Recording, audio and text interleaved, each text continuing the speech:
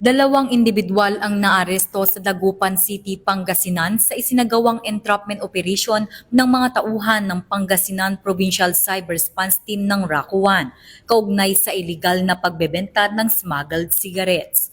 Sa isinagawang cyber patrolling na mataan ng mga otoridad ang isang Facebook account na nag-aalok ng hindi otorisadong sigarilyo. Sa mismong operasyon, agad na inaresto ang dalawang suspect matapos makumpirma ang kanilang iligal na gawain. Nakumpiska mula sa kanila ang mahigit 200 reams ng smuggled na sigarilyo.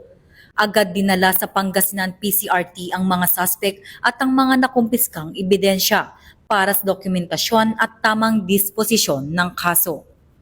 Ito ay might be yung effect nito sa health natin ay lalo yung mga nagsisigarilyo baka mas grabe kasi hindi to siya regulated, hindi dumaan sa proper examinations.